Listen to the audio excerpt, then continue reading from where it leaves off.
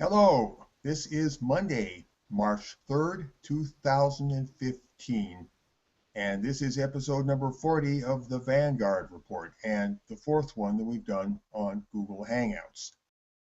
Remember, on the Vanguard Report, we talk about nothing but the feminist problem. Around here, it's feminism, feminism, and feminism. And we break it down into three basic questions. 1. What is feminism? 2. Where do we stand? 3. What is to be done? Anyway, here's a quick thought just to get the show on the road. Is it possible to be an okay, cool, perfectly fine person and yet not be a feminist? Well, now, some feminists would have you believe that if you are not a feminist, then something is critically lacking about you, that you are humanly insufficient or unevolved in some way. For example, Gloria Allred, the feminist lawyer, who says that if you're not a feminist, you're a bigot. And trust me, she's not alone in thinking that way. A lot of feminists think that way. But yes, there are other feminists who would give you to understand that they do not hate non-feminist people, that non-feminist people can be okay people too, that it's okay to not be a feminist.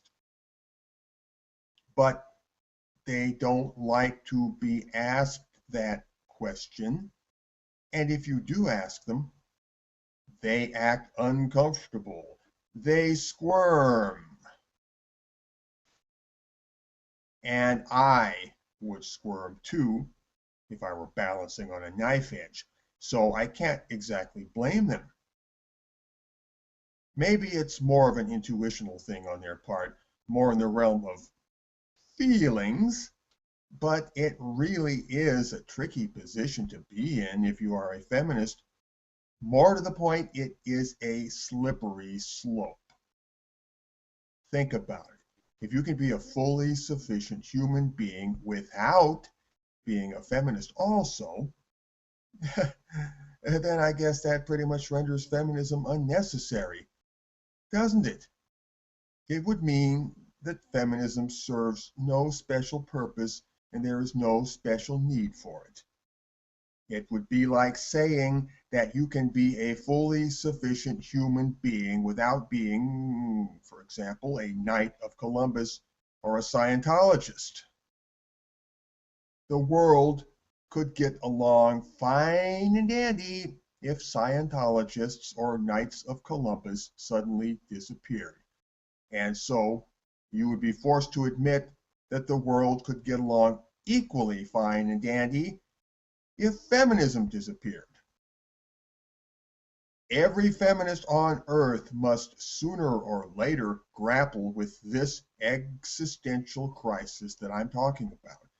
And that is why, pay attention now, that is why high profiling yourself as a non-feminist, even without openly attacking feminism, is such a powerful thing to do. It forces the issue and helps to bring feminism's existential crisis to a head. That existential crisis. Bring it on. Well, I am Phil Bogan.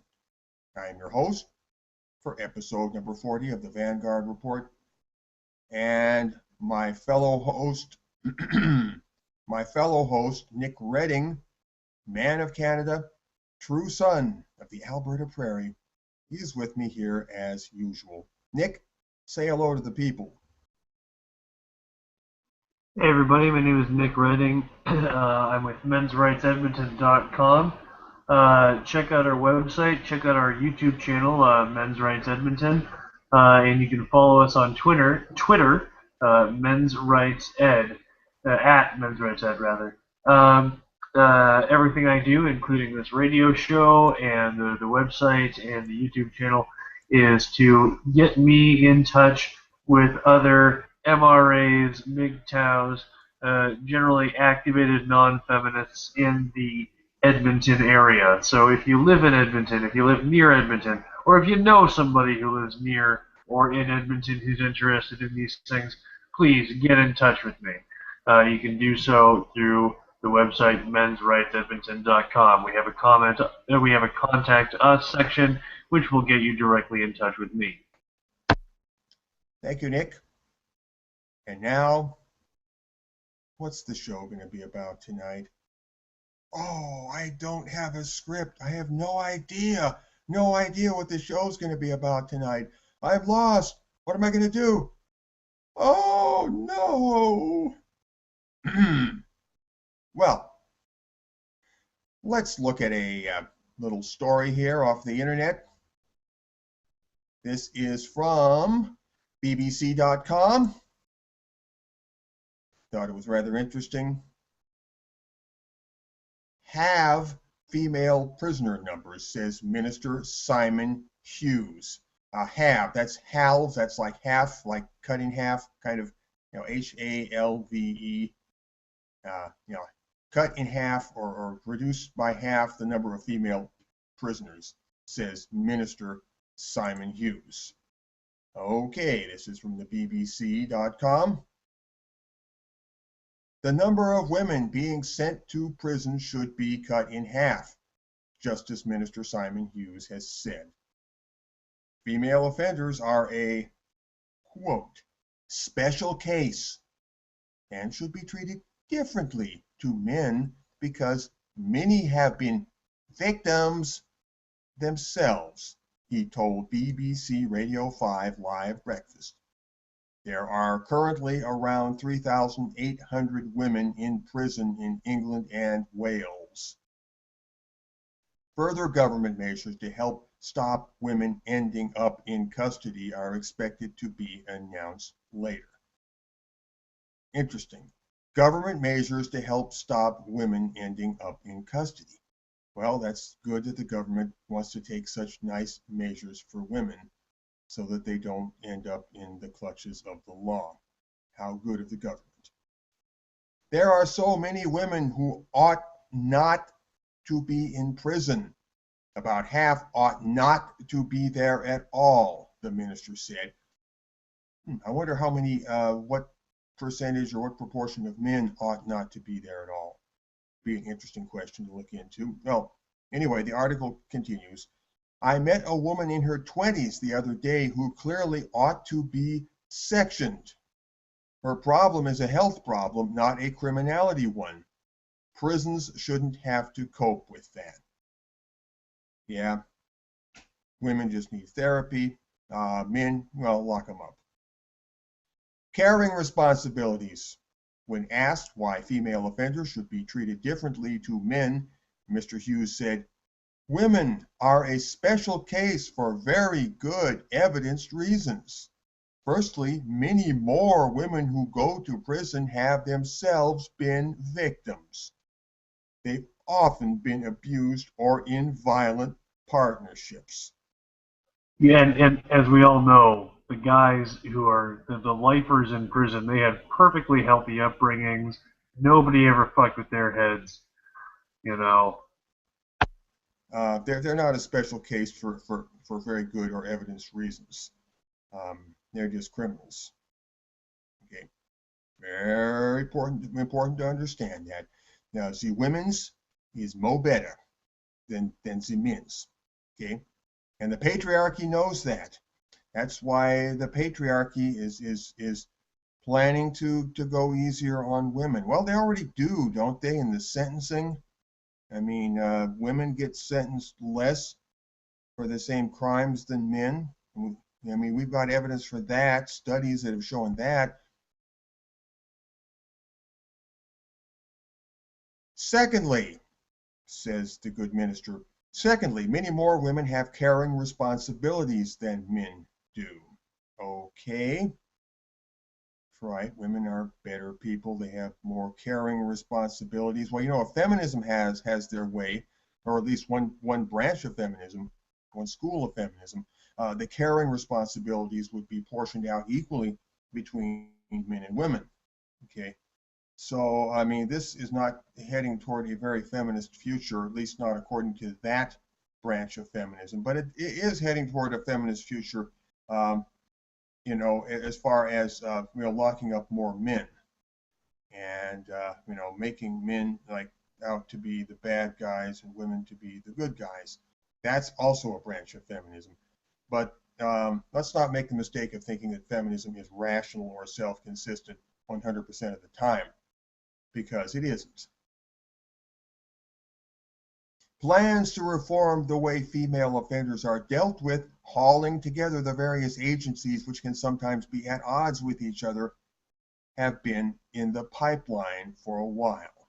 Yes, they have. We've been hearing for some years now people floating proposals in Great Britain that women should be let out of prison and put into light home-like care facilities rather than prison, like Well, Baroness and Corsten, for example. Yes. and really that idea isn't so terrible. I think that maybe a lot of women should be put into uh, less uh, Less punishing yeah, situations. a situation that's less like a cage and more like more like a house arrest on a compound. However, I think the same is true for men. I think that maybe this kinder, gentler touch, this kinder, gentler approach, shouldn't just be restricted to women. I mean, I agree with a lot of what she's saying. There's a lot of women in jail who don't belong there. There's a lot of men in jail who don't belong there. Hmm. You Anybody know? heard of the war on drugs? Exactly. So, What happens to a young man who gets caught with a bong or a joint in his possession? Well, Nick, I know you can speak for Canada. I don't know much about you know, how it is in the United States, but I know there's a war on drugs, which means a war on anybody who uses drugs. I'm lucky to live in the state of Washington, where you know, things are a little more advanced than in other parts of the USA.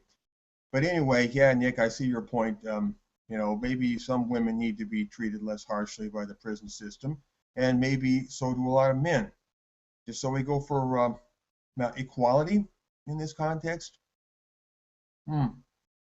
well, again, you know me in the term equality. You know, I don't put much stock in that concept. Well, you and I, Nick, are on the same page on that one. But I mean, But equality can be used in a limited way if you immediately spell out what you're trying to equalize, and don't yeah, just use the word in a totally free floating way. but in the end, I don't see any reason to reserve these more sophisticated means of rehabilitation for simply female offenders. If you catch my drift. Oh, I do, I do. Anyway, now up and running in Greater Manchester, the various agencies, police, magistrates, women's centers, prisons, probation, intervene at the point of arrest, sentencing, or release to offer alternatives to custody or to make sure women don't return to prison. Now, they don't plan any of this for men, do they? Because we all know that men are just more violent and that you got to treat men more severely. Those involved say it's helping to reduce reoffending. Justice Minister Simon Hughes wants other English cities and regions to adopt the model. But the question many are asking now is, here we go, Nick, here we go. If it's so successful for women, if it's so successful for women, why can't it be applied to male offenders too? Mr. Hughes said very few women were inside for violent offenses. There are some women who do terrible things and deserve to be locked up for a very long time, he said. My concern is for those who are not a danger to society, who have become caught by a system which then does not help them out of it. Okay, again, it's very good of him to be so concerned about half of the human race there. Mr. Hughes was speaking ahead of an announcement expected to say that a scheme in Manchester to stop women ending up in prison will be rolled out to 6 other areas in England. Yeah, let me just step in here. What Mr. Hughes said again, he's committing the exact same fallacy he got called out on, but he's just saying it in a bit more of a erudite manner. Like, why doesn't it work for men? Well, some women are really terrible, but a lot of them don't deserve to be there. Well, Mr. Hughes, can't the same thing be said for men? I mean, he didn't provide any information about what men are there for. He just talked about the women. It's just classic deflection and evasion, and just not telling the truth, which someone must necessarily do to It's further the not feminist treating project. people as individuals. It's not looking at the cases one at a time. It's well, I hate to use this word. It's a feminist word, but I'm going to use this word. It's sexism. Anyway, that's that story. Let's roll on to the next thing. You're going to like this one. This is from the New York Daily News. Columbia University professor who teaches peacekeeping skills to cops and firefighters is charged with assaulting boyfriend. Exclusive. Joanne Bainey, 54, was charged with misdemeanor assault for allegedly slugging Walter Frey, 46, on Valentine's Day because he cheated on her. Oh, that was his Valentine. Well, they Valentined each other pretty well, I guess. Frey is a retired NYPD sergeant. Bainey is a faculty director for a program that teaches FDNY, I guess that would be Fire Department of New York, FDNY and NYPD leaders how to control heated situations. Yeah, it's good to teach firefighters how to control heated situations. Sorry, I couldn't resist that. Bainey is a staunch defender of women's rights and an outspoken critic against domestic violence. A college professor who trains city cops and firefighters how to tamp down heated situations was busted on Valentine's Day for delivering an Ivy League beatdown to her Ivy League beatdown to her longtime boyfriend because he cheated on her, officials said. The victim, according to sources, is a retired NYPD sergeant. Joanne Bainey, 54, of Columbia University, alma mater of Mattress Girl, by the way. Columbia University was charged with misdemeanor assault. Bainey was accused of slugging Walter Frey, 46, while he slept inside her Upper West Side apartment about 10:45 p.m., court records show. I hit him because he cheated on me, Bainey told a cop who responded to the Saturday night assault, the court documents show. Well, I guess if he's a retired cop, I guess he couldn't have arrested her. We'd have to be a cop on duty to arrest her. I mean, her boyfriend. Frey suffered cuts to his left ear and the right side of his neck. The 5-foot, 125-pound Bainey, that's not a very big person, 5-foot, 125-pound. I would say that's a smallish person. I don't know how big her boyfriend was. The 5-foot, 125-pound Bainey was taken into custody without incident at the luxury West End Avenue building, police said. Bainey is a staunch defender of women's rights and an outspoken critic against domestic violence. Oh, there's a picture of her boyfriend there. I can't see all of him. I can just see his head and shoulders. But boy, he looks like one beefy bruiser. All right. I mean, he looks like a cop. He It's also he also looks significantly aged for someone who's 46. well, maybe I don't know, but I mean, he looks like a guy who can handle himself when things get physical. Maybe I'm wrong. So, and this 5 foot tall, 125-pound woman assaulted him. She was apparently not afraid to go after her big bad cop boyfriend. Okay, I mean, so many people say, well, women are smaller, Well, in this case, that wasn't a factor. It didn't stop her. Well, because he was asleep. He was asleep, but still, I mean, asleep or not, I assume he would have woke up and, I mean, you can wake up a bear that's hibernating, although I don't recommend it. Well, I mean, given if anyone's seen my interactions with police on my YouTube channel, and my dad is a retired firefighter, I can tell you that guys in those positions are complete white knights. I can perfectly well imagine him to waking up to being struck, even struck with a weapon, and still just begging her to calm down. Even a hardened, police sergeant like that, a New York police sergeant, who Hmm. would still just wake up and just beg her to stop. I I don't know mean, about begging her to stop, but to my mind, the significant thing here is the fact that she had no hesitation about ripping into him in the first yeah, place. but that's just it. That's just it. Is it that's So knowing that the for person is fight not going a to woman. resist, knowing that the person is not going to resist, despite being twice your size, that factors into a crime like that. Certainly it does. Certainly it does. And oh, by the way, I can speak from personal experience here. I was once in my life assaulted by a frail little wisp of a girl who was more like 90 pounds and not even 5 feet tall, and she just viciously slammed me against the wall for no reason, other than I might have looked at her a little bit funny. Okay, and she wasn't afraid to do that to me. And Yeah, I'm 6 foot tall, and I'm not a skinny little weakling by any means. and there's more and more of these YouTube videos coming out where people even like Whoopi Goldberg are commenting on them, where women attack men and they do so with complete abandon because they know they can get, or they at least they think that they can get away with it, and they're shocked as hell when they get treated like a man because they act like one. Yeah.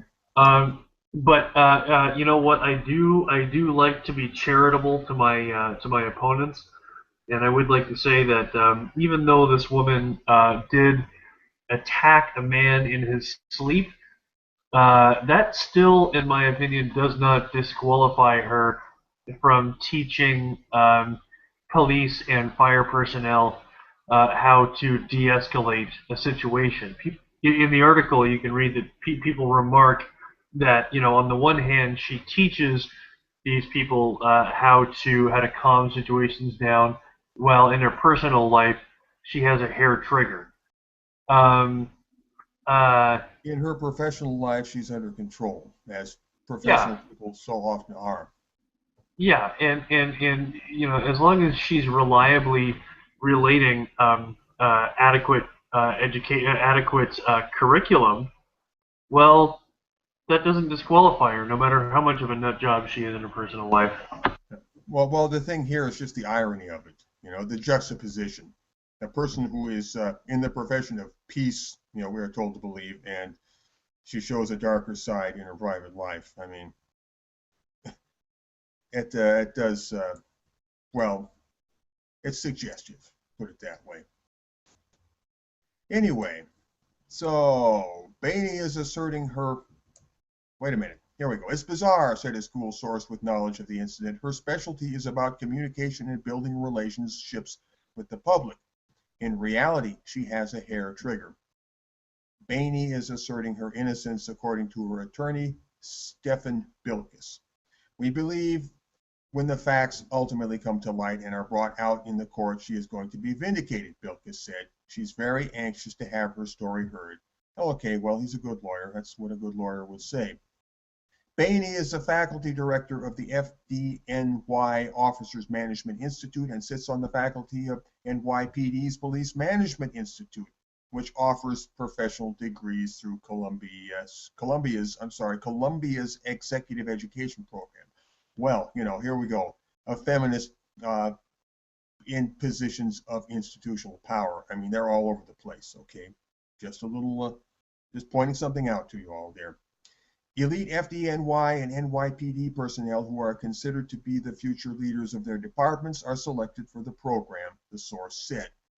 The professor was released on her own recognizance at her arraignment on Sunday, but a judge authorized an order of protection for Frey. The professor then left town, according to a man at her apartment that identified himself as her brother. It was nothing, he said of the arrest. It's been blown way out of proportion. That's all we have to say. I guess that's her brother talking there. Frey is no stranger to the criminal justice system himself. And boy, this goes on for a ways. There's a bunch of Twitter tweets here, which I'm not going to take the time to read. His NYPD career was irreparably scuttled after he was arrested in 2003 for making harassing phone calls to a nurse in Suffolk County, sources said. After retiring in 2011, he became an investigator and a counterterrorism analyst for the U.S. Navy, according to his LinkedIn page. Frey had very little to say when reached late Tuesday. Don't call here again, he said before hanging up. Yeah, he sounds like one tough cookie, all right. And yet the little woman was not afraid to rip into him. Oh, next. This is really interesting. This is big news. It's a short story, but boy, does it pack a punch. From cnsnews.com, Bachelor Nation, 70%. Oops, my browser just blinked away on me. Let me pull it up again. Bachelor Nation, 70% of men aged 20 to 34 are not married. Boy, I could just stop with that sentence right there. Think about that. Process that. 70% of men aged 20 to 34. 70% of that 14-year age spread are not married. Either they're never married or they're not presently married for one reason or another. 70%. That's a lot. That's a lot. 70%. 70% of American males between the ages of 20 and 34 are not married, and many live in a state of, quote, perpetual adolescence with ominous consequences for the nation's future, says Janice Shaw Krause, author of Marriage Matters. Yes, Nick, you were going to say something.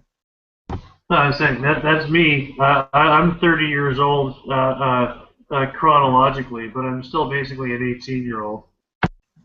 Nick, you're being hard on yourself. You're a truth warrior, and you're fighting the good fight, and you're laying that trip on yourself because society lays that trip on you. Well, you can disagree with me if you like. Far too many young men have failed to make a normal progression into adult roles of responsibility and self-sufficiency, roles generally associated with marriage and fatherhood. Krause, former executive director of the Beverly LaHaye Institute, wrote in a recent Washington Times op-ed. Well, here we go again with more of the shaming of males, the man-up school of rhetoric here. Not a very nuanced presentation of what's going on, I must say. The high percentage of bachelors means bleak prospects for millions of young women who dream about a wedding day that may never come. Oh dear, they'll never have that special Godzilla, Bridezilla day that they were looking for. It breaks my heart. I know. That is the biggest tragedy out of all this, isn't it? Yeah, it is. It's very, very depressing, Krause told CNSnews.com. They're not understanding how important it is for the culture, for society, for the strength of the nation to have strong families. They, when he says they're not understanding it, of course, who is the they that he's talking about? Nick, do you know? I'm sorry, I didn't quite catch that. Sorry. They're not understanding how important it is for the culture, for society, for the strength of the nation to have strong families. They're blaming. Hello? Men. Can you hear me? Yes. Oh, okay. Hold on. Just go on with the show. Well, the they that they're talking about here is, of course, the men. These men between the ages of 30, or I'm sorry, 20 and 34 who are not married. It's all their fault because they're too stupid to understand how important it is for culture, for society, and the strength of the nation to have strong families. It's just their fault because they're not understanding this. Of course, this Krauss person has no evidence, has never gone out and interviewed one of these men to find out what they understand or don't understand, but that doesn't matter. They're just not understanding. It must be all their fault. They're just too lazy. They never grew up, and that's why they're not married. Well, I mean, the most outrageous thing is saying like like that the men don't understand what's so important about this. I mean, if women understood, if it is important, which I think it is, then why is it entirely on the men's shoulders to understand what's going on here? I mean, Well, men are the bad guys. Men are the problem. Nick, don't you understand that? you know, does the writer of this has the writer of this article considered that maybe men do Well, understand? it's not the writer of the article. It's the person that was being quoted in the article. But the writer could have taken that into account as well. Oh, okay. Well, the person being quoted, did they not have they not considered that it's possible that men do understand what's going on here? I honestly don't think this person has ever considered that. No, I I really mean, don't. there's always going to be a balance. Everybody has to find a balance between collectivism and individualism. Um, and there are instances where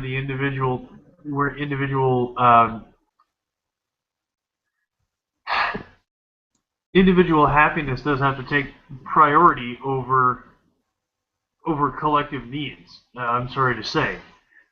Um, you know, it is important. But at the same token, it is important to sacrifice individual happiness for the greater for the needs of the greater society, but only if that society is going to Make it reciprocate. worthwhile, right? Yeah, and I mean, I've noticed this. I mean, I hate to sound like whatever. I mean, I keep on bringing up my relationship with my mom and other women on this show, but I mean, in interacting with my mom, trying to tell her about this stuff about like how there's no incentive for men my age to get married to do all this stuff that's typically responsible. She just responds with calling me a Peter Pan. I mean, they cannot. So many women and men cannot contextualize that men, they're people who matter. They can't understand it. They just see us as machines or just things with responsibility. Disposable utilities, I believe, is the term of art. Yeah, yeah, and if you're not, it's like a TV. Like if you're not working right, they just come up and smack it. It's unreal.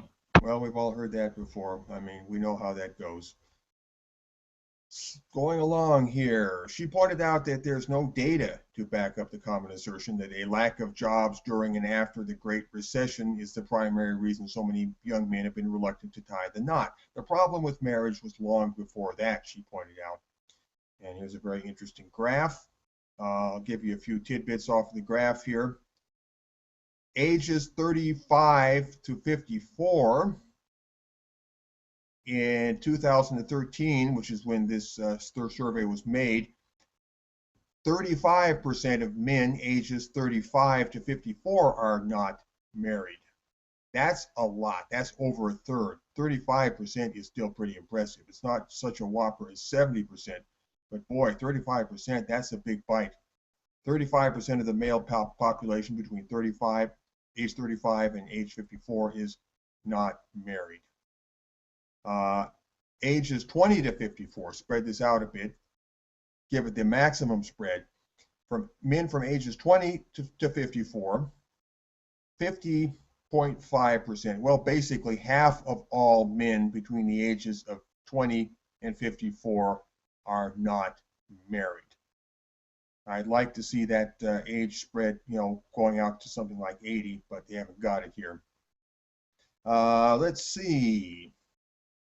Back in 1966, for men ages 20 through 54, that was 19.3% of them were not married. Nowadays, it's fully half. The group we were talking about originally here, from ages 20 to 34, back in 1966, that was 29.8%. So yes, there has been a dramatic increase all across the board. After decades of feminism, here comes the F word finally. After decades of feminism, Krauss noted that young men are now the ones who set the parameters for intimate relationships. Really, how do young men set the parameters for intimate relationships? That is simply not the case. Those increasingly do not include a wedding ring. Well, they're not getting married, maybe because they don't set the parameters for intimate relationships, and opting out of marriage is the one area where they still have that kind of power. Just a thought.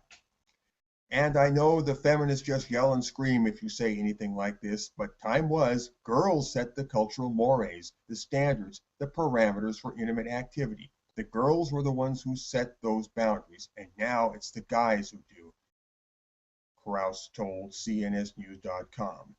And it's doubly terrible because the colleges now are predominantly female. Okay, she caught that nuance anyway. So you have some, up to 60% of the student bodies are female, and almost all of them are more than 50% female. And so the ratio of male to female is out of sync. And that means the girls have to live by the guys' demands. Funny how in college the girls can accuse guys of rape and stuff like that, but still somehow the girls, they have to live by the guys' demands. I'd be interested to know how that works out. And that means less romance. They don't date. The girls, I have talked to numerous young women, lament the fact that they don't have the opportunity to dress up and get all pink and frilly and go out for an event. Young women who adhere to a moral code and refuse to participate in the hookup culture are now considered social misfits. Well, that may very well be true in certain settings, Krauss pointed out. And they face even more daunting odds of finding a husband than their promiscuous sisters. Boy, they got the hookup culture, being promiscuous and all of that, and yet somehow it's men who set the parameters for the relationships. I mean, you could argue who sets the parameters kind of both ways there. It's a little more complex, I think. It's really interesting because Mark Regnerus and Jeremy Euchre wrote their book, Premarital Sex in America, 3-4 years ago, and even then they were very concerned about the fact that young women today are not as likely to get married. Well, now it's young women not getting married. Now suddenly that has become the issue. And their prospects, if they are not sexually promiscuous, are really low because the guys, if they can sleep around, they're not interested in going with the girls who don't put out. So again, the men are being painted as a bunch of vile reprobates here. Always try to make men look bad. Try to put men in the worst possible light. There's a pattern here.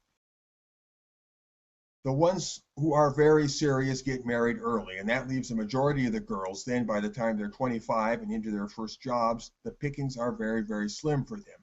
And Mark Regnerus was very, very clear that the, quote, good girls are the ones who are at risk now in terms of not being able to get married. And according to a 2014 data from the U.S. Census Bureau, 7.9 million opposite-sex couples in the U.S. live together but are not married. A 2014 study by Johns Hopkins University also found that 57% of children born to women aged 26 to 31 are out of wedlock. Now that's not good. Children born out of wedlock, not a good social trend. Not really terribly happy to hear about that. But that seems to be the way things are going. Krauss says the decline in marriage and a corresponding rise in cohabitation is happening despite at least a decade of research demonstrating the societal benefits of two-parent families. Boy, the article goes on quite a bit. I'm going to jump to the end here. Feminism has largely achieved its goal of equality in the workplace, so the movement has lost relevance for young women who are now earning more college and professional degrees than men, she pointed out. However, feminism's effects on the culture, including the historically low marriage rate, will linger for some time to come, she noted. Feminism was supposed to bring women happiness, Krauss said, but the research shows that women today are much more unhappy than they have been in the past. They've ended up with far more opportunities, but their personal happiness is way down. You know, it's hard to sort out there. Is she blaming feminism or just singing a sad song for women? Either way, she's not doing men any favors. And anyway, I thought it was just one hell of a bombshell that 70% of men between the ages of 20 and 34 are not married. I mean, marriage rates have hit an all-time historical rock bottom here. That's really something. And if, excuse me, if present trends continue, it's going to keep dropping and keep dropping, and probably does not bode very well for the future. Yeah, just thought I'd point that out. All right. Let's see, we've got a little time left in the show here. Next item. Feminist writers are so besieged by online abuse that some have begun to retire. You know, like feminists getting pushback from people who have a different opinion. In the media, feminists will say something and non-feminists will jump in there and disagree with them, and I guess that's abuse. Jessica Valenti is one of the most successful and visible feminists of her generation. As a columnist for The Guardian, her face regularly appears on the site's front page. Well, Jessica Valenti is a columnist for The Guardian.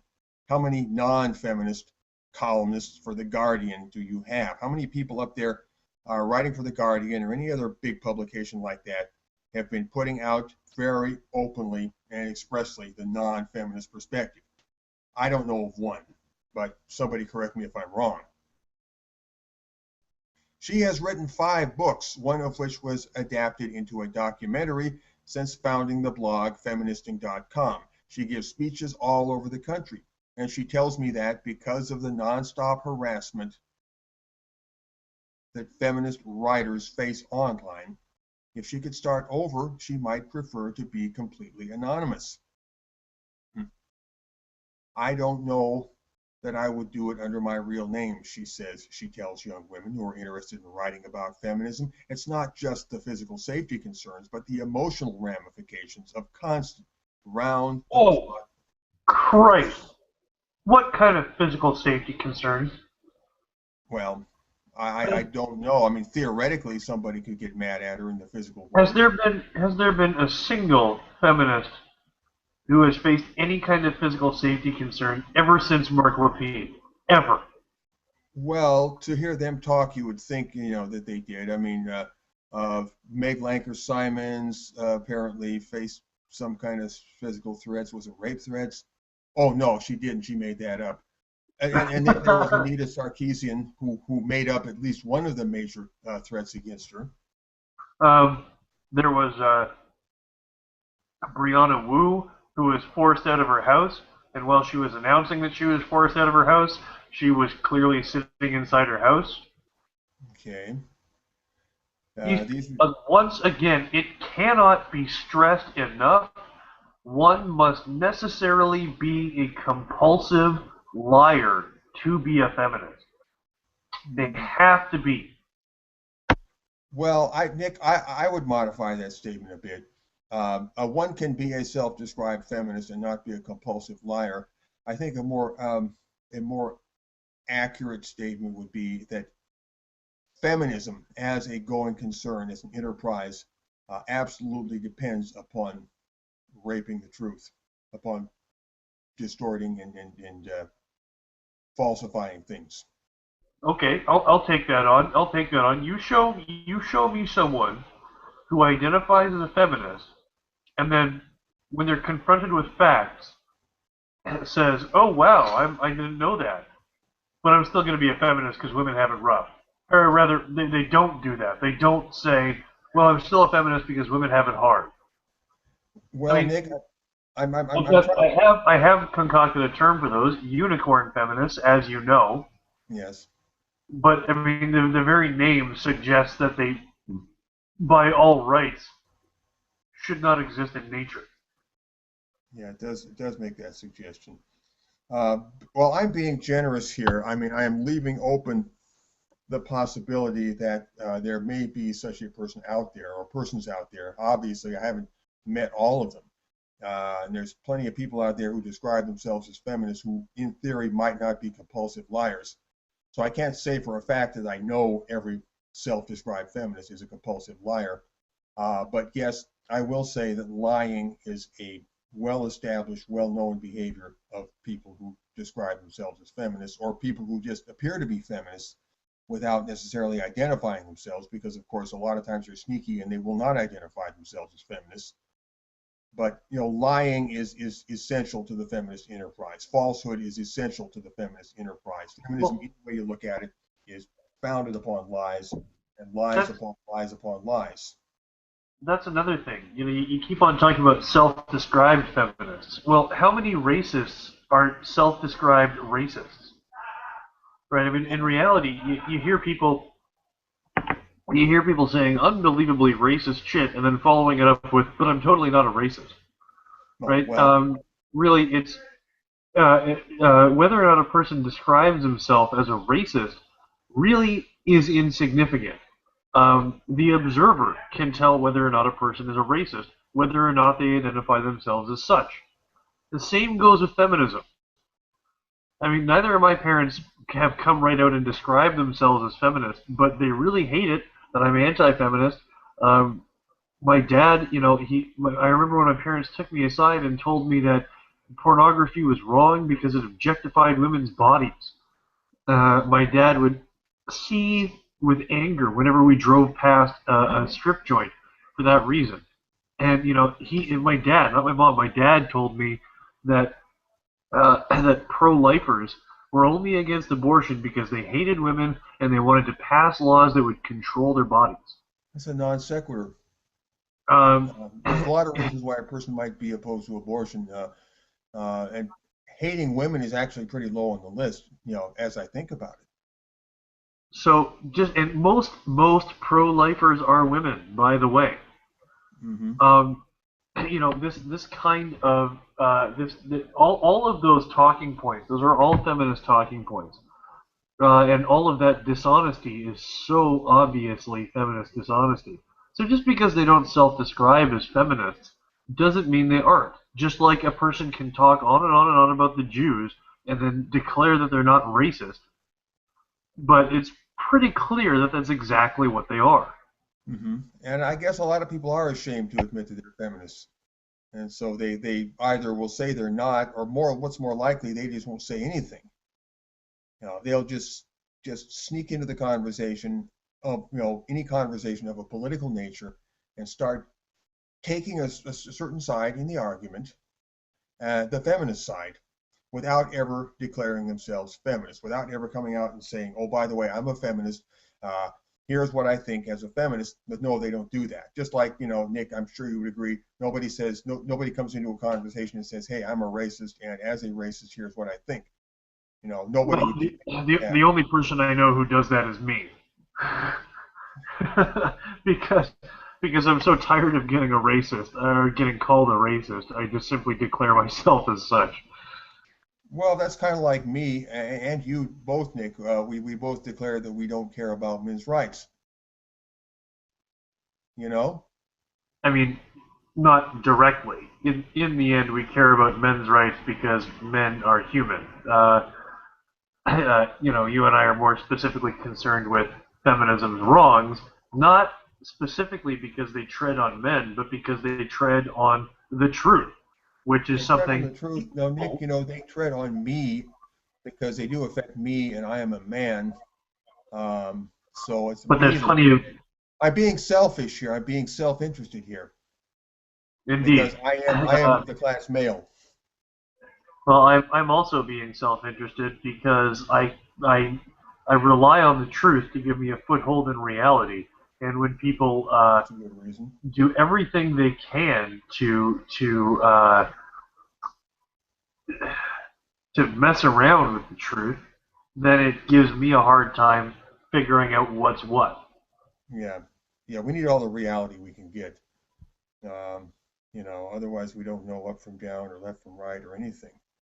And that's a pretty tough situation to be in. I mean, eventually you got to know what's really going on. It's in the interest of everybody to know what's really going on. And anyway, so getting back to feminists, yeah, a lot of feminists they don't want to admit that they're feminists, and they will take a feminist side or feminist position in a conversation and argue the feminist side of the argument, and yet never declare themselves feminist. Which also has a lot to do with their arrogance at just believing that feminism is the norm, and they don't even need to say it. There's a lot of reasons, but feminists really need to start identifying themselves and coming out and saying, I'm a feminist, respecting the fact that other people are not feminists, that non-feminism is a real thing in this world, it's a valid thing, and that it's not necessary to be a feminist to be a full and totally sufficient human being. This article is long. I see we got about 5 minutes left in the show, and we're not going to get to all of it. I should have allocated more time earlier in the hour. But the point the article makes here is that a lot of feminists are getting scared. They feel threatened. They feel traumatized. They feel abused by all of the terrible, hurtful, sometimes threatening things that are coming at them from the general public, from the reading public. I mean, they go into the media and they say feminist things, and people are offended by this. And people push back, as people will do when they're offended. And if feminists and social justice warriors and people like that have a right to feel offended about their feelings when their feelings get trodden on, I think that game should be available to anybody. If feminists can feel offended, then non-feminists can just as well feel offended. Yeah, that article makes me feel threatened, Fiedelbogen. We have to do something about it. Makes you feel threatened. Well, I'll have to think about the threat factor. But basically, something else this article is showing me is that there's a lot of people out there in the world, a lot. I mean, the fact that this article was written in the Washington Post um, kind of gives you the clue that this is a thing that's really happening. I mean, there's a lot of people out there who know what's up with feminism, and they're starting to push back. I mean, we got some serious numbers out there. And a lot of these people, maybe they do some things, say some things that are over the top. Maybe sometimes maybe they do make genuine threats. I mean, not all threats to a feminist are made up by the feminist. I'm willing to believe that in some cases there really are real threats coming from real people. Okay, just by the law of averages. But it's important to understand that this is happening for a reason. I mean, we're seeing a reaction of people, a broad spectrum of the population across the board, a cross section of human nature, and you're going to get the good, the bad, and the ugly. You're going to get a little bit of everything in there. But all kinds of people are reacting against feminism. And just because some of those people may be bad apples, some of those people may be dangerous or violent, that doesn't mean that, that doesn't, let me put it briefly, it doesn't get feminism off the hook. I mean, bad people can make threats against other bad people. It doesn't make the ones who are threatened any less bad. And the fact that this backlash is coming against feminism, and some of it is maybe toxic, maybe out of line, that doesn't get feminism off the hook. It really doesn't. And I think if we're going to close the show right about now, I think I'd like to close it on that note. Sorry I couldn't have dug into this article any more than I did. I barely skimmed the surface. But anyway, everybody, let's wrap up episode number 40 of the Vanguard Report. Remember, feminism is what we say it is. Nick, anything you want to say before we close out the show? Yes, this week, in honor of Leonard Nimoy, I would like to remind everyone to live long and prosper, and you do that by living logically. Well, I think Leonard Nimoy lived long and prospered. Anyway, remember, everybody, feminism is what we say it is. We are the source of reality now. They've had their chance to be the source of reality for half a century. That's it. Their time is up. Feminism is what we say it is. Never forget that.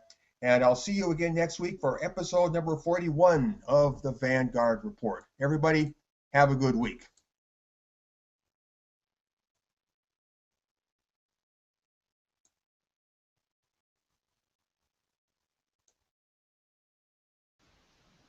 All right, folks, this is your AVFM radio director, James Huff. We will have our next show in just a few minutes. So hang on and stay tuned for Blue Collar Red Pill.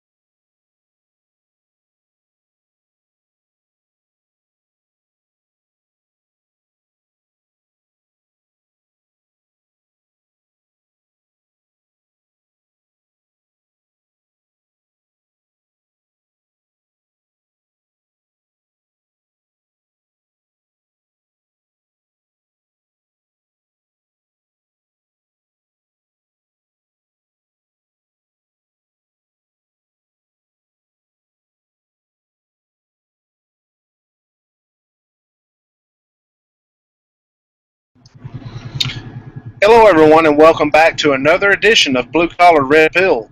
Dan, are you there? I am, Jack. Sorry, I had my mic turned off for a second there. How you making out tonight there, Jack? Doing pretty well, pretty well. Wishing my truck had pontoons on the bottom of it. We've got enough rain down here that we're having some flooding issues. But don't worry, it's supposed to be snowing the middle of next week. No, I'm sorry, I'll take that back. It's supposed to be snowing the middle of this week. So, yeah. Oh, lucky you. Better you than me. I hear some people up in the northeast part of the U.S., they're getting hammered. But, how have you been making out, brother? We've been doing pretty good. I think we're finally out of that deep freeze cold snap that we had for a bit there. Things seem to be round in the bend. Getting ready for spring, I'm hoping, as we say goodbye to February and hi to March. So I'm hoping that goes along well and hurries up. Big things happening. We've got a cafe event on Wednesday, not Thursday. I thought it was Thursday, but actually it's Wednesday this week. About Status of Men Canada. We have Status of Women Canada, so that should be interesting. What else is going on? Other than that, man, just plugging away at things. You're doing well. You're getting used to the slushy Canadian kind of weather. Yeah. It's we've had more snow this year than since I can remember. It hasn't been a lot. It's only been 2 or 3 inches at a time, but it has snowed more often, I should say. But yeah, I don't know if everyone got to catch it or not, but I had the honor and privilege of being on Aaron Pizzi and Dean Esme's radio show this weekend. I want to say that was a real pleasure. That was definitely one of the high points of my life so far. Getting to talk with Aaron and everyone, if you get a chance, go over to Paul Elam's YouTube channel. You will find that show over there. I really enjoyed it, and I really want to thank Aaron and Dean for the privilege of being on that show. That must have been great. That must have been great being on their show. They're two very knowledgeable, diligent advocates for men's human rights and human rights fighters. In general, they're both pillars of the community. So yeah, that must have make sure to head on over to is it Paul's channel that has it? Yeah, it's Paul and James's channel. They both have it. James Huff's channel. But yeah, it was great, and I enjoyed it. But let's get on with the show here. Now, we have a very special guest tonight. There's some people who say that he crawled out of the pits of hell just to be a thorn in feminists' side. A nice thorn, a very polite thorn, a very well-mannered thorn, but a thorn nonetheless. Some say he has never, not once, missed an AVFM radio show. He is someone we all know and we all appreciate. He is Iron John. Iron John, welcome to the show.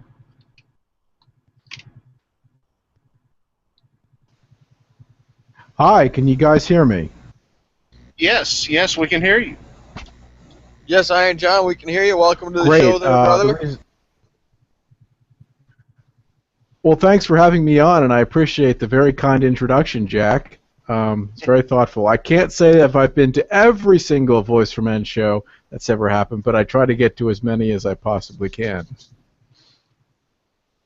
Yeah. You have called into several shows, and unfortunately, we do not have the time to for callers on this show.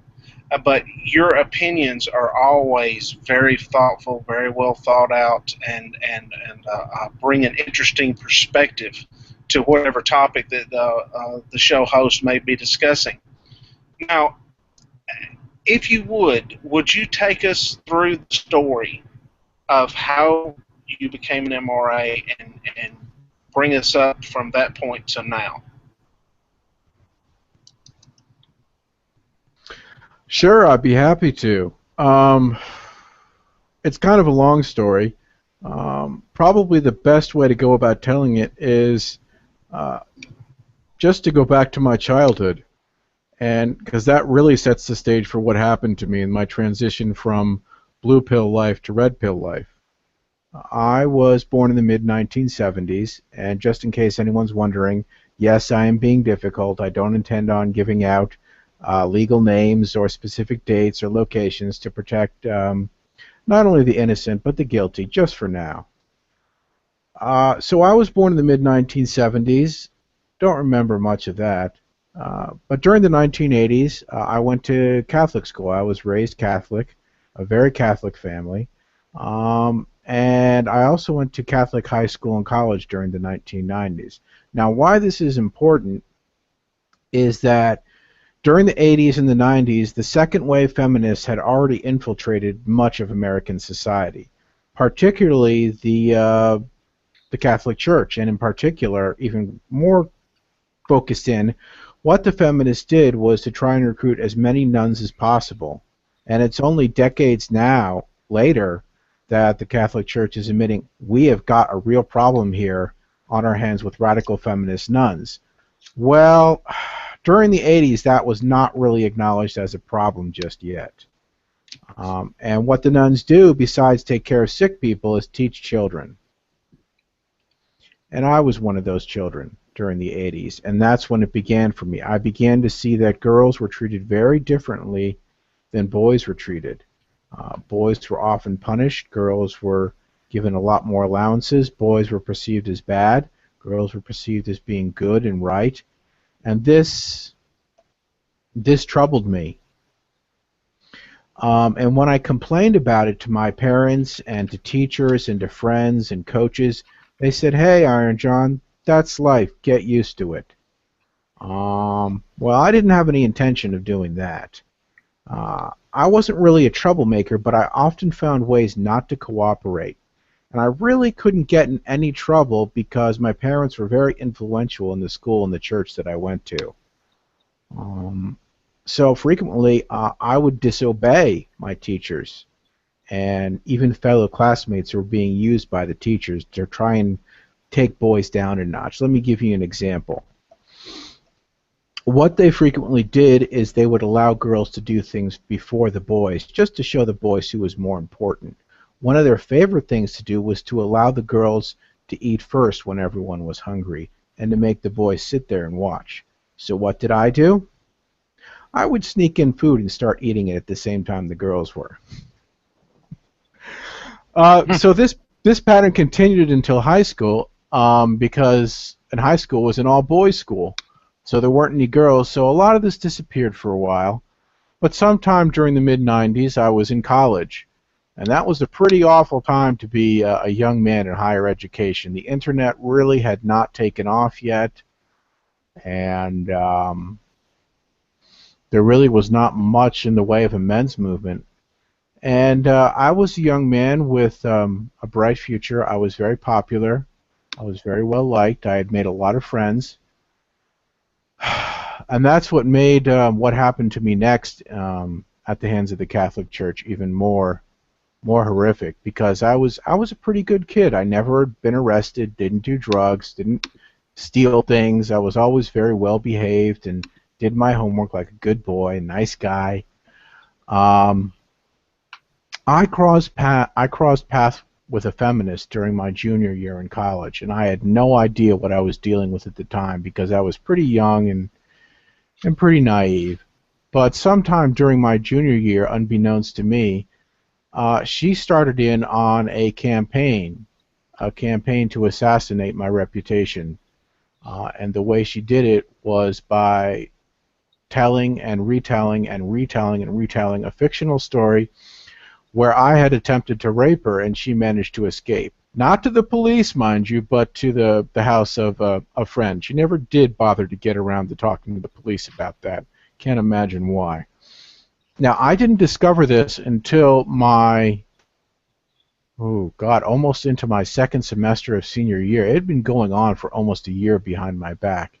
And all these people who had really liked me and been my friend couldn't even be bothered to, let me know what was going on.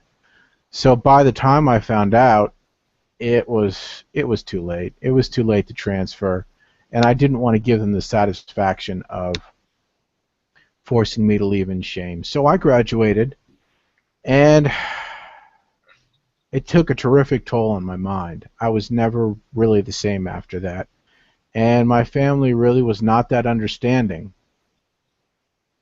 They really didn't quite get that I hadn't done anything wrong. They figured I must have, because why would a woman lie about something like that? That was, stuff out of fiction.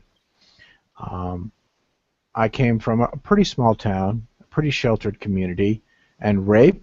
No, that happened in big cities. That didn't happen in small towns. And a false rape accusation? I mean, why in the world would anyone want to do that? Well, it turned out she had done it before. It had turned out she had done the same thing about a year before to another student, and she had managed to get him expelled. So my opinion is, and the things I'm about to say I can't prove, I'm only guessing based on the facts that I had, was that she went back to the university. And at that point they realized they had made a mistake. They had taken the words of a feminist who was mentally unbalanced as a fact without doing any kind of investigation. And I am willing to bet that they realized if they went after a guy like me without any criminal record at all,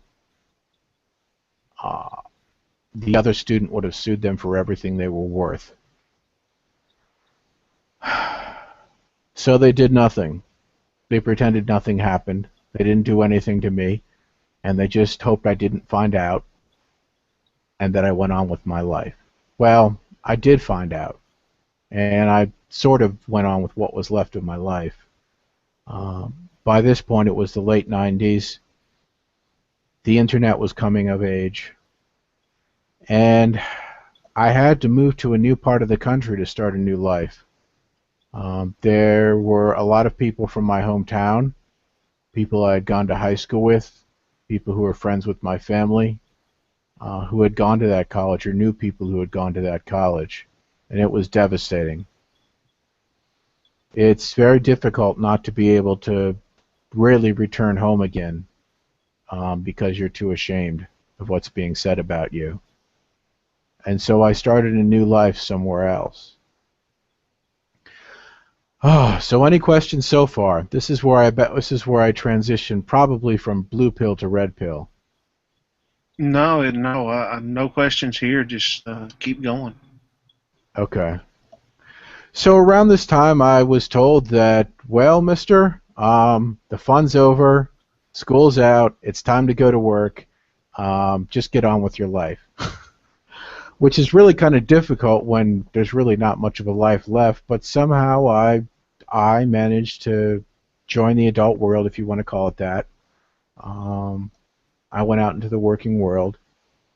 And shortly thereafter, while I was trying to put a new life together myself, I had read a lot of books about self-help and self-improvement. I was trying to sort out the mess my mind was in and try and achieve something positive with my life as best I could. And one of the authors I had read, who I like a lot, was called Tony Robbins.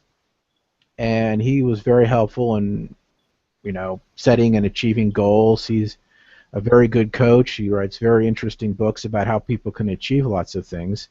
And I got to the end of his book, called Awakening the Giant Within, and I got to the recommended reading list, and I had read all the other books, and they were all fine books, except one. And that book was called The Myth of Male Power by Dr. Warren Farrell. And what I didn't know at the time was Warren Farrell and Tony Robbins were friends. I didn't know anything about Warren Farrell, but I figured the rest of these books are good. So this one's probably good too. I had a little hesitation at seeing the title because I thought, oh, what is this? Male bashing? Is that what this is going to be about? That's what we called it back in the 90s before we had a word like misandry, male bashing. I haven't used that in a long time, incidentally. So I read the book, got the book from the library, and I sat there for about 3 days and I finished the whole thing. And I got to tell you, what an eye-opening that was. Oh my God, I couldn't believe it. Everything he said was true. And it was so shocking. It was so awakening. I mean, the scales had literally fell from my eyes, and I saw the world for what it was for the first time in my life, in my, I guess, early to mid-20s at that point, around Y2K. And after I finished reading the book, the thought I had was no one is ever going to believe this, even though it's all completely true. So I decided to test that theory. I went out and I started talking to people, friends, family members, coworkers, just anyone I might meet, and the response was all the same. There was no hostility, but people really couldn't care less. It was like they just didn't care about what had happened to men, what was going on with men. So that experiment failed. So I thought about it, and I had this computer at the time, and I had this program on it called America Online, which I really didn't like.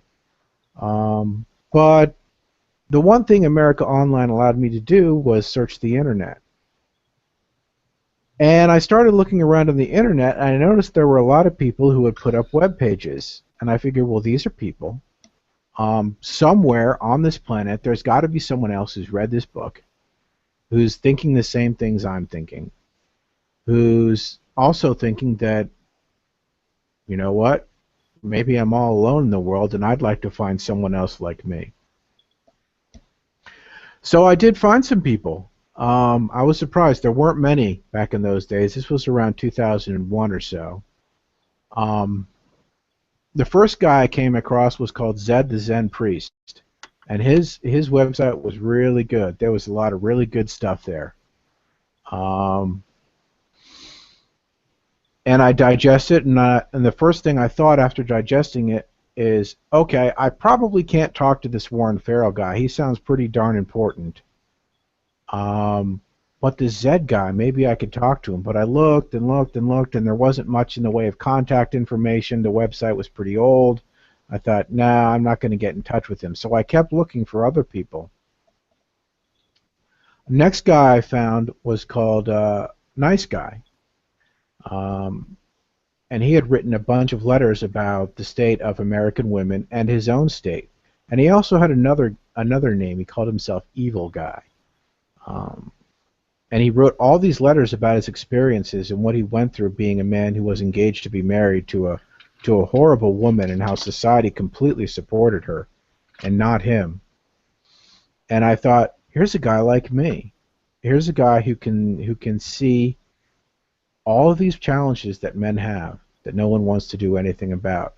And after I got done reading Nice Guy, I finally got the sense that after all I had been through, I wasn't alone anymore.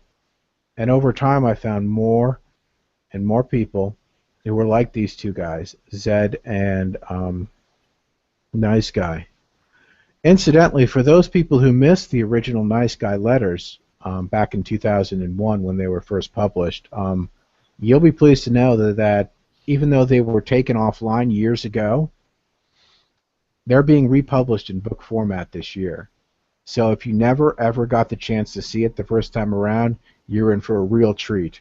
This is really, really early stuff in the online manosphere world that you don't want to miss out on. More information will be coming about that in the future. Now,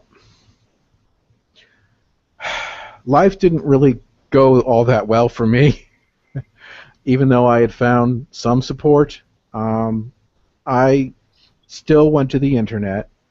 I still read what these guys were writing, and I kept reading it over and over and over again, just because I couldn't believe that there was people out there who actually thought like I did.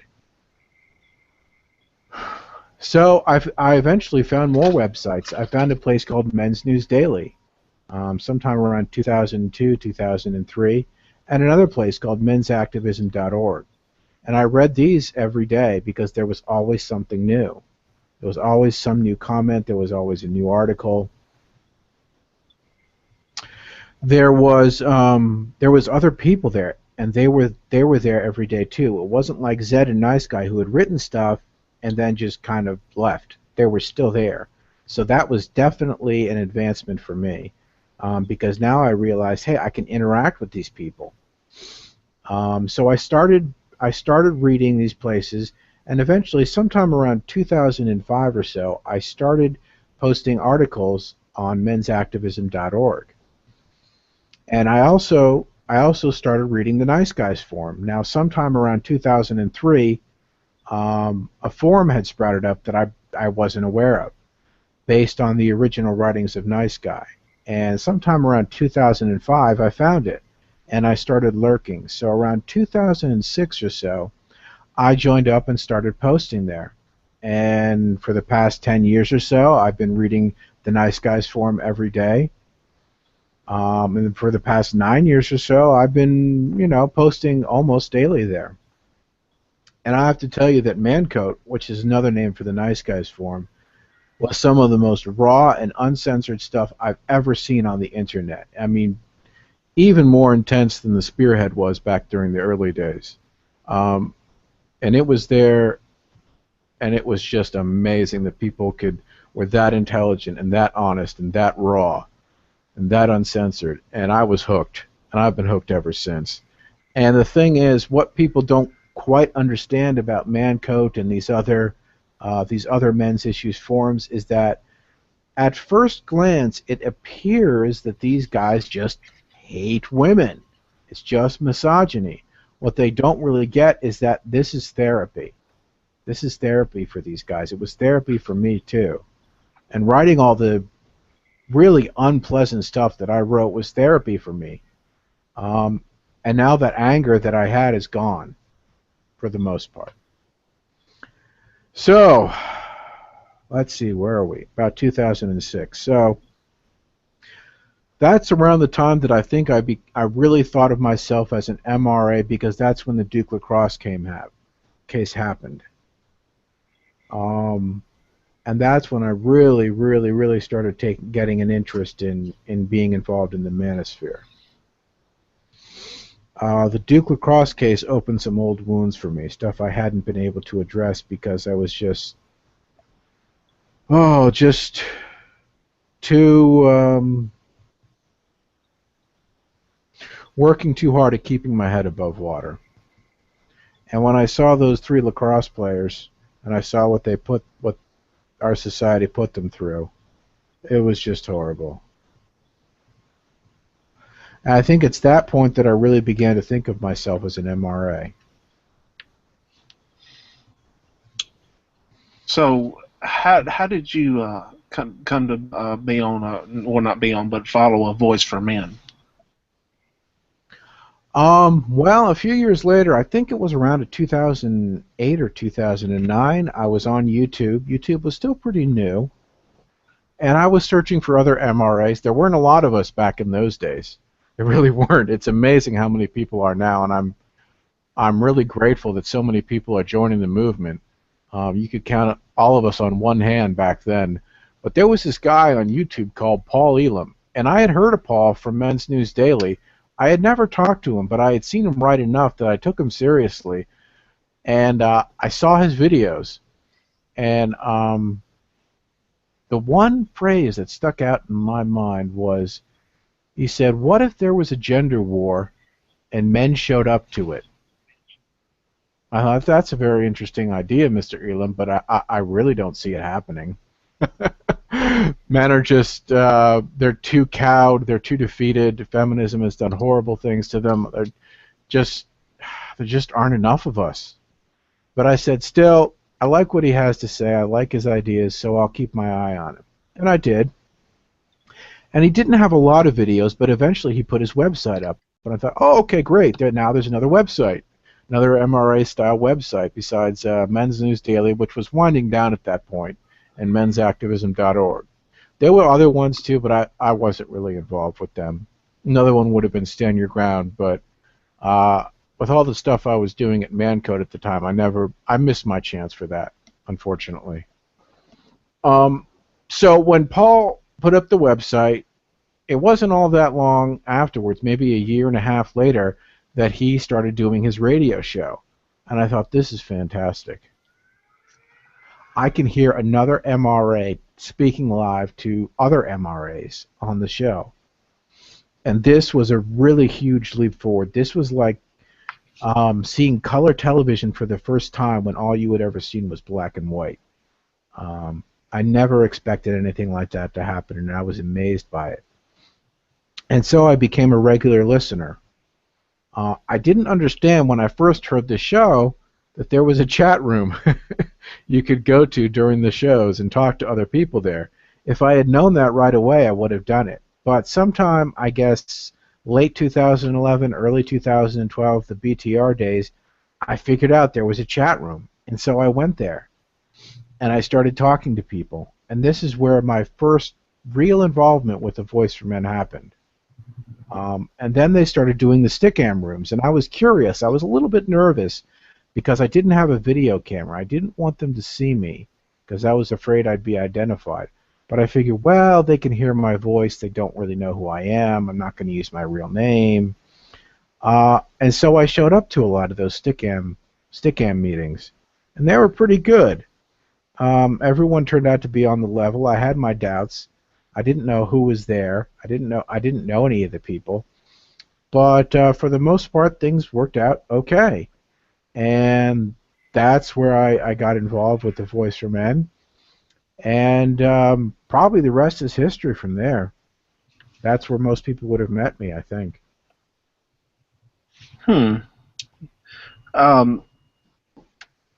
Have you ever thought about doing YouTube videos just as a voice, not really an image? No, I like listening more than talking. This is really the exception for me. Of course, I'm always glad to help with Voice for Men Radio. I love it. I love all the shows. I love coming to all the shows and talking to all the people. It's like a breath of fresh air. For so many years I was alone, and now there are other people, and now I can talk to them. And even though I can't see them, I know that we think alike. I know that our ideas and our goals are similar. And that's a comfort to me. But I don't really consider myself that great of a speaker or a writer that I would feel very confident in doing something like that. Okay, all right. Dan, do you? Well, you can call in every 3 days or so and chat it up with speakers and stuff like that. Yeah. But you couldn't handle it, a couple of YouTube videos. And, okay, all right. Well, okay. If they were videos, they'd be really short, and I don't think anyone will watch them. But I don't know. It's just not for me. To each their own, You call it, but you call in, and you always have some very good questions, and some interesting points of view, and perhaps you should think about expanding upon them with a couple of voices from beyond videos on YouTube. Well, here's the thing, Danny. If I'm doing a video on YouTube, who am I supposed to ask a question to if it's just me? Well, you could always just pick a topic and ask and answer your own questions. In other words, ask the question in your head and just put the answer out on video. But there's people out there that are not comfortable doing YouTube videos, and that's fine. And there's always people. The movement needs different people doing different things, and there's one one way that a person can be very influential is in the comment sections of mainstream media articles. Posting little 9. comments We there. want videos. 9. We want videos. Aren't there already enough YouTube videos? I mean, come on. I mean, there's so many YouTube videos. I can't even keep up with all of them. That's fantastic, actually, of course. But actually, that's what we want. We want more and more voices out there speaking. And even though, Iron John, you may not be comfortable doing YouTube videos, there's other people out there who can do them and should do them. So we want 1,000 MRAs on YouTube making YouTube videos. We want 10,000 or 20,000 people on Twitter tweeting about men's rights stuff, men's rights issues and things, and calling feminists out. We want 2,000 blogs out there talking about men's rights stuff. We want all these voices, even though they're all saying the same things. Even though there's the old saying, "There's nothing new under the sun." Well, there must probably some new perspectives on stuff, but it's the fact of, if you've got 5 people, no one pays attention. But if you've got 1,000 or 2,000 or 10,000, then people start paying attention. But it's okay. We want to have the non-feminist Woodstock. What we have in mind is misogyny in bed for 400,000 instead of breakfast in bed. Oh, okay. I see what you're saying. Well, I gotta say, I like a lot of YouTube videos. I think that there are some great people on YouTube. There's more and more every day, and I think the area that I do really well at, and I believe people should play to their strengths, is finding them in the first place. We'll see. I'm really good at finding new people and bringing them into the fold, and I enjoy doing this. I also like advertising and sharing the work of others. I don't know if I'm very good at it, but I do it a lot. That's part of what I do in the movement. Well, there you go. That's what, if that's what you're good at and that's what you enjoy doing, then there you go. That's activism right there. Getting people connected. Sorry, Dan. Go ahead. I broke in on you there. Iron, you're talking. Part of your talk there, or your intro, was about how you stumbled across Paul's old YouTube channel, The Happy Misogynist. And I remember those days. I remember stumbling across the videos. I came into the movement right around that time. And I remember that YouTube was chock full of feminists. You couldn't, every other YouTube video out there was feminism this, feminism that. I am social justice warrior, hear me bore. That was back in the day. Yeah, I am social justice warrior, hear me bore. That was back in the day. Now today, it's really there's scarce pickings out there. Every time, at least in my opinion, every time a feminist idiot, pops their head up, it seems to get swatted down by about 5 or 6 non-feminists calling out the idiocy. What do you think?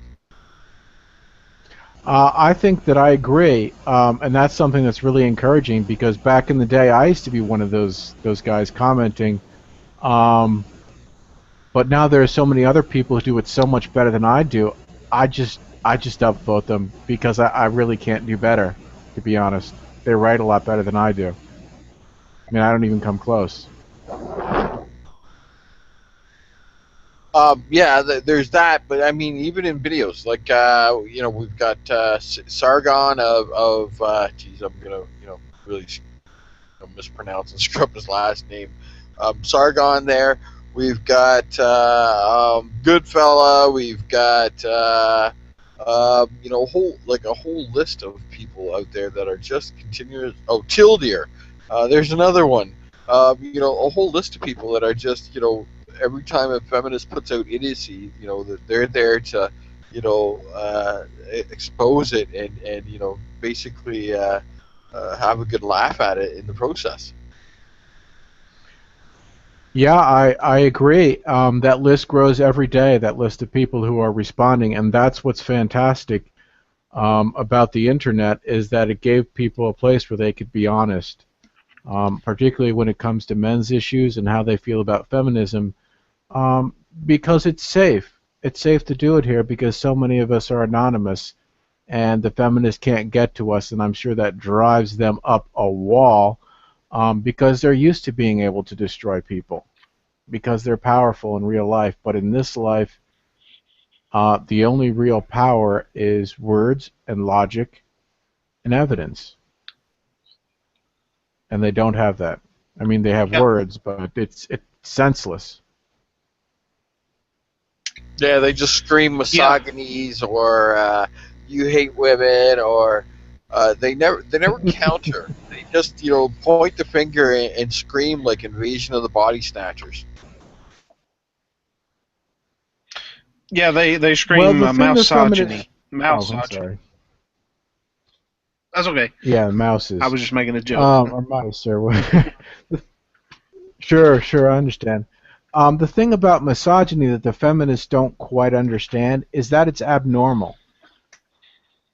It's not normal. They perceive it to be normal because they're not playing with the full deck of cards.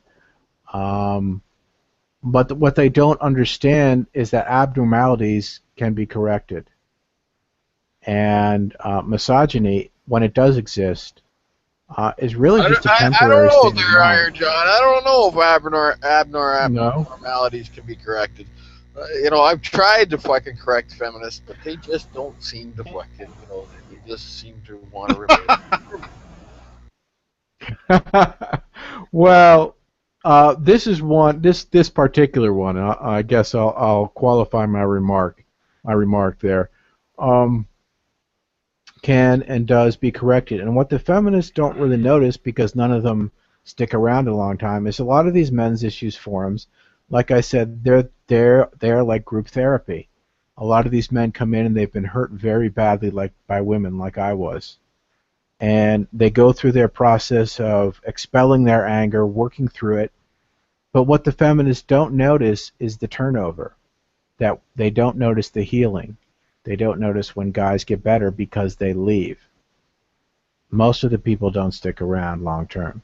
The ones that do stick around long term, like myself, end up becoming the therapists, because this is not a job that therapists want, which is why men have to come to the internet. It's not what therapists want to do. They don't, No. that they're feminists, and so they believe men, can't have problems. And if men do have problems, it's because of the patriarchy or toxic masculinity.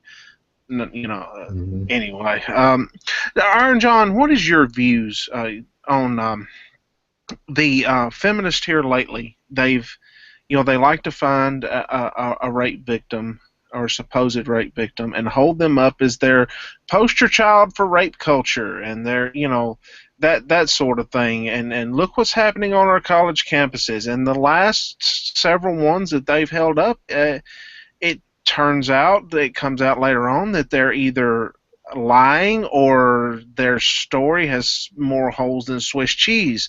What do you see as what effect is that going to have on society as a whole? Is that going to change anything?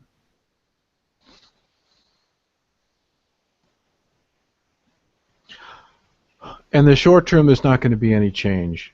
The charge of rape is so heinous, so horrifying, so shocking,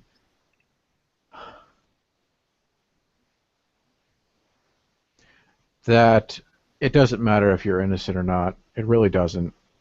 And regardless of what the feminists say, that punishing false accusers of rape will discourage other... No. People are never going to get over the shock of that word. They are never going to become desensitized to it. And the feminists know this, that's why they use it all the time. That and domestic violence. Sure. I just recently saw on Twitter it's making the rounds that now in Australia, the same feminist lie. I think feminists package up their lies and ship them to different parts of the world. But anyway, the same feminist lie that we've been hearing here in the States for God knows how long, that the leading cause of death for women in Australia is domestic violence. And it's being picked up by the mainstream media, and it's going around over there, and I'm thinking, oh my God, you people will believe anything.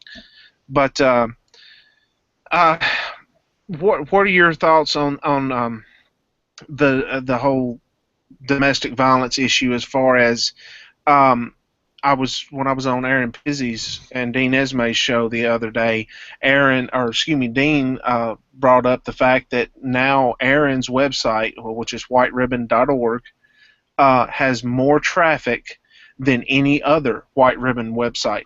Do you think that we are gaining on this issue? Do you think that the tide is beginning to turn, and that we, in the next 5 or 10 years, we will be the ones on the winning side of that, or what do you think?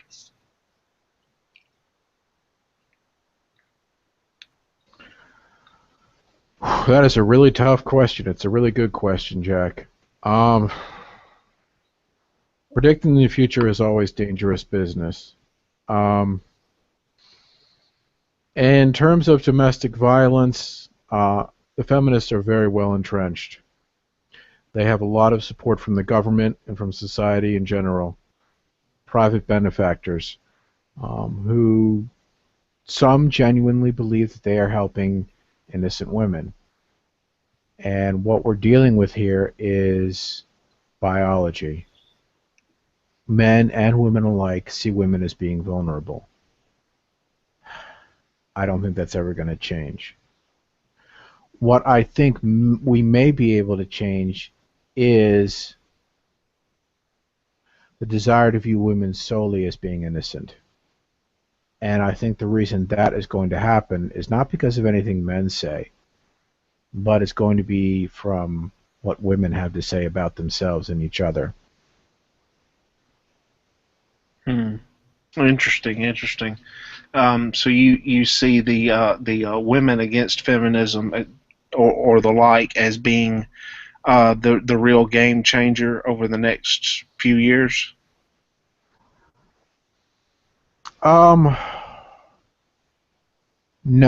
No, I don't think. I think that that's a very nice start. I don't think it's going to be a few years, though. I know people are optimistic. We are making progress as a movement. Things are changing.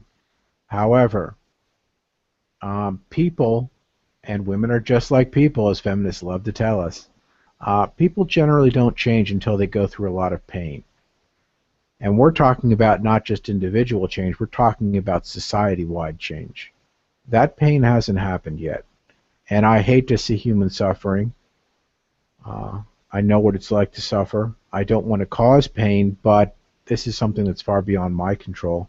It's beyond anyone's control. Now, in the earlier program, Fetal Bogan brought up a statistic.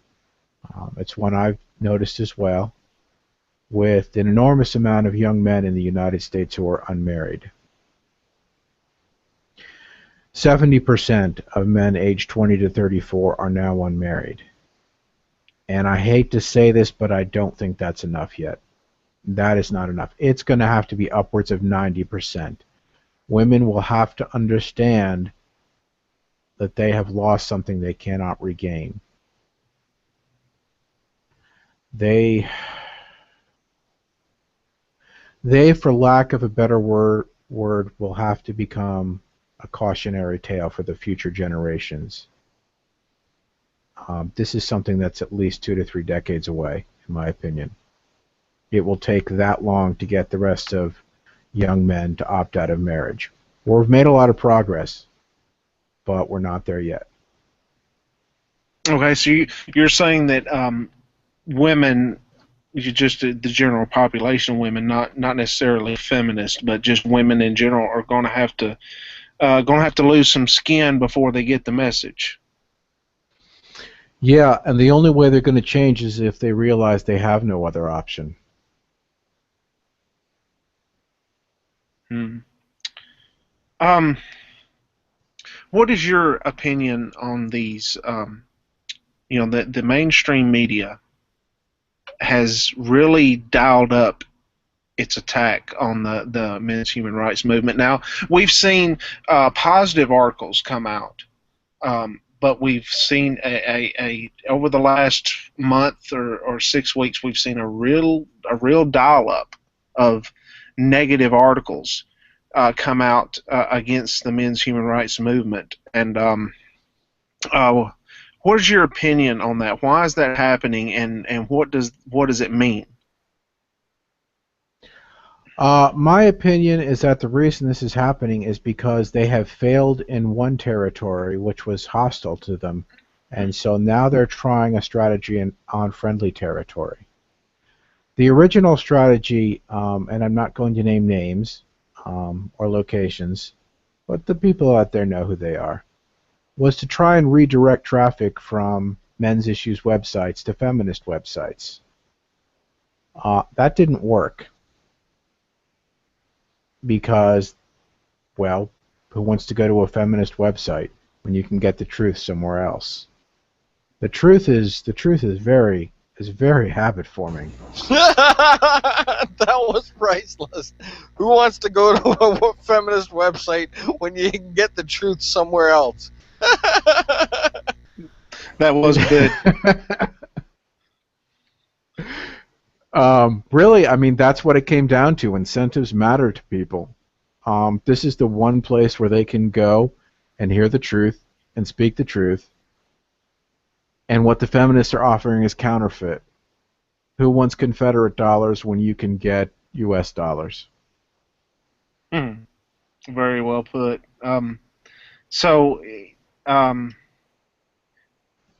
You think that this is just them trying a different tactic? Hold on, Jack. You, a Tennessee man, said very well put when Iron John said Confederate dollars. I'd say hand in your Union card, but the irony is just too fucking rich. Oh, yeah. You damn Canuck. Oh, yeah. Okay. So this whole thing about feminists sort of going on the attack, I don't believe it's going to work. I think it's just going to blow up in their faces. What do you think? I'm not sure, because what they're doing now is what they've always done, and it's always worked before. So they're not going to have any immediate problems. People are conditioned to respond in a particular way to a particular stimulus, and it's one the feminists have been using successfully for decades. The thing is, we have to remember where our strengths lie, and that is going to be the internet. If we are going to fight them on their territory, and of course, disclaimers here, I don't mean physically, I mean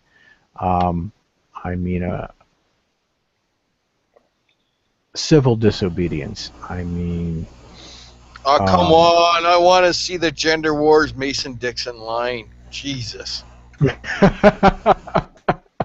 Well, I'm all in favor of passive resistance, but Actually, you know what? The internet is now... You know what? I'm going to call it right now. You know what? The internet is the Mason-Dixon line of the gender wars. Of the feminist lies versus reality. That's where the rubbers meet in the road. That's the Mason-Dixon line. It's the internet. The comment sections. It is a shame that we have to go on the internet to get to a place that's real. But yeah. Yeah. The only good thing is that their territory is shrinking and ours is expanding. They are still in control of their territory. that is their strength. Our strength is that we can easily encroach upon theirs, most of the time successfully, because we are so concerned about how we behave and act, and we're very careful about documenting all our actions. So there's not a lot they can do to us because we're committed to doing the right thing. So that is really our main advantage, is our commitment to nonviolence, to debate, to clear thinking, critical thinking, argument, facts, evidence, reason. That is where our strengths lie. Now, that's going to be difficult to do it on their territory, but the good news is, like I said, their territory is shrinking and ours is growing. And eventually theirs will be gone almost completely, I think, in the future. Well, their response, I'm going to say is that it has been for the last little bit to censor things, and now they're complaining because they're getting no platforming of their own speakers. Their own feminists are being censored, and they're complaining. So as soon as we started taking over the comment sections, and by we I mean those of us who like to live in reality, and not in the rape culture fantasy world for profit that feminism puts out there. Those of us who like to live in reality are we basically said enough's enough of this horse shit idiocy that you call fucking activism, which is basically a lie for profit. Wherever you go, be it domestic violence, fucking rape culture for profit, education issues, blah blah blah. Well, instead of society buying those lies hook, line, and sinker, now they're coming out in the comments section and saying, "Liar." You know what? You're a goddamn liar, and we're done with it. You look at the comment sections. Anywhere feminism pops an idiotic position, and all the comment sections are just riddled with people calling out their idiocy.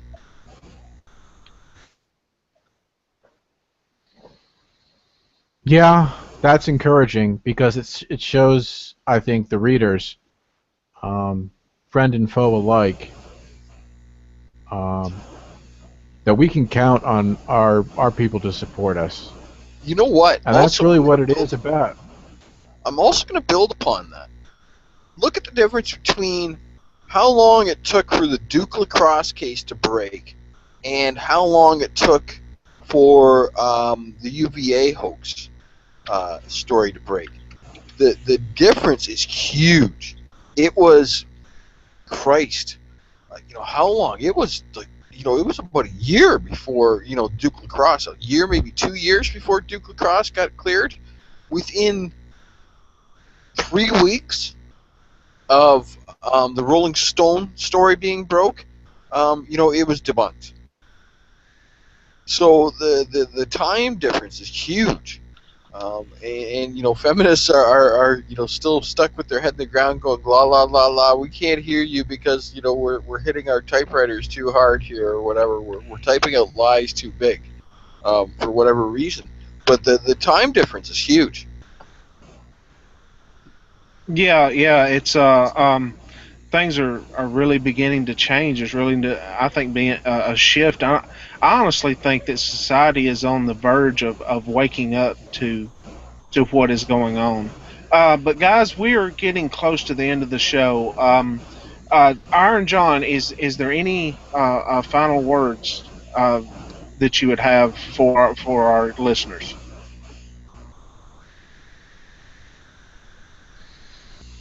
Well, the only thing I could say is that for anyone who is listening that's worried about their identity, you don't have to compromise it.